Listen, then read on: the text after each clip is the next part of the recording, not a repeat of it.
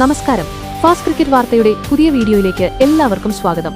Cricket ലോകത്തെ ഏറ്റവും പുതിയ വാർത്തകൾ അറിയാൻ ഈ ചാനൽ സബ്സ്ക്രൈബ് ചെയ്യാൻ മറക്കരുത്. ഗ്രൂപ്പ് ഘട്ടത്തിൽ തോൽവി അറിയാതെ കുതിച്ച ടീം ഇന്ത്യ ഇനി അഗ്നിപരീക്ഷയിലേക്ക്. എതിരാളികളെ ഒന്നൊന്നായി തകർത്ത് ഇന്ത്യ സൂപ്പർ 8-ലെത്തിയെങ്കിലും ആരാധകർക്ക് അത്ര ആശ്വസിക്കാൻ വകയില്ല.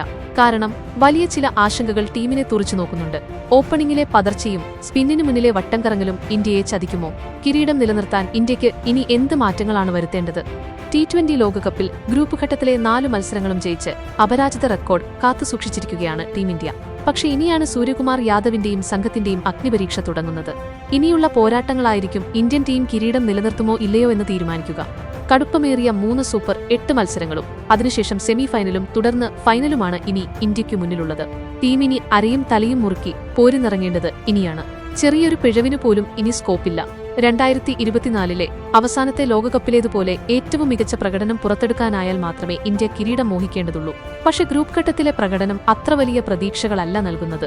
വലിയ ചില ആശങ്കകൾ ടീമിനു മുന്നിലുണ്ട്. ബാറ്റിംഗിൽ ഇന്ത്യയുടെ തുറുപ്പുചീട്ടാവുമെന്ന് കരുതിയ വെടിക്കെട്ട് ഓപ്പണർ അഭിഷേക് ശർമ്മ വൻ ദുരന്തമായിരിക്കുകയാണ്. ഗ്രൂപ്പ് ഘട്ടത്തിലെ 3 കളിയിലും താരം ഡെക്കായാണ് മടങ്ങിയത്. സൂപ്പർ 8-ലും അഭിഷേകിന്റെ ബാറ്റ് തീതുപ്പിയില്ലെങ്കിൽ ടീം ശരിക്കും കുഴപ്പത്തിലാവും. ഇതോടൊപ്പം സ്പിൻ ആക്രമണത്തിനു മുന്നിൽ ഇന്ത്യൻ നിരവട്ടം കറങ്ങുന്നതാണ് ഗ്രൂപ്പ് ഘട്ടത്തിൽ കണ്ടത്. നമീബിയയുടെ എറാസ്മസ് 20 റൺസിന് 4 വിക്കറ്റാണ് പിഴുതത്. പാകിസ്ഥാൻ, നെതർലാൻഡ്സ് ടീമുകൾക്ക് മുന്നിലും ഇന്ത്യൻ ബാറ്റർമാർ പതറി. സൂപ്പർ 8-ൽ ഇതിലും മൂർച്ചയേറിയ സ്പിൻ ആക്രമണമാണ് ഇന്ത്യയെ കാത്തിരിക്കുന്നത്. മറ്റൊരു വലിയ തലവേദന ഫീൽഡിംഗിലെ പിഴവുകളാണ്. ലോകോത്തര ഫീൽഡർമാരായ തിലക് വർമ്മയും സൂര്യകുമാറും ഇഷാൻ കിഷനുമെല്ലാം ക്യാച്ചുകൾ താഴെയിടുന്നത് പതിവാകുന്നു. പാകിസ്ഥാനെതിരെ മാത്രം 4 ക്യാച്ചുകളാണ് ഇന്ത്യ കൈവിട്ടത്. സൂപ്പർ 8-ൽ ഇത്തരം പിഴവുകൾക്ക് വലിയ വില നൽകേണ്ടിവരും. ഒരൊറ്റ ക്യാച്ച് കൈവിട്ടാൽ ഒരുപക്ഷെ ഇന്ത്യയുടെ ലോകകപ്പ് സ്വപ്നങ്ങൾ തന്നെ അവിടെ അവസാനിച്ചേക്കാം. അപ്പൊ എന്തായാലും ഇന്ത്യക്ക് ഈ പോരായ്മകൾ പരിഹരിച്ച് കിരീടം നിലനിർത്താൻ കഴിയുമെന്ന് നിങ്ങൾ കരുതുന്നുണ്ടോ? അതോ പ്ലേയിങ് 11-ൽ മാറ്റങ്ങൾ വേണോ? നിങ്ങളുടെ അഭിപ്രായങ്ങൾ താഴെ കമന്റ് ബോക്സിൽ രേഖപ്പെടുത്തുക. വീഡിയോ ഇഷ്ടപ്പെട്ടാൽ ലൈക്ക് ചെയ്യാനും സുഹൃത്തുക്കളിലേക്ക് ഷെയർ ചെയ്യാനും മറക്കണ്ട.